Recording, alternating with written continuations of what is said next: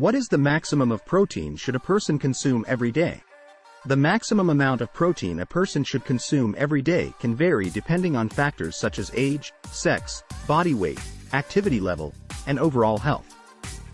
However, according to the Dietary Reference Intakes, DRIs, established by the National Academies of Sciences, Engineering, and Medicine, the recommended daily intake, RDI, of protein for adults is 0.8 grams of protein per kilogram of body weight per day.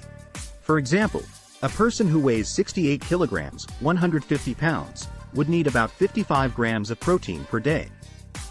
However, some experts suggest that higher protein intakes may be beneficial for certain individuals, such as athletes, older adults, and people who are trying to lose weight.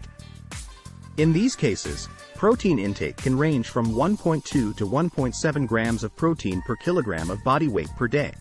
It is important to note that excessive protein intake may have negative health consequences, particularly for people with underlying kidney or liver conditions. Consuming too much protein may also lead to weight gain if calorie intake exceeds energy needs.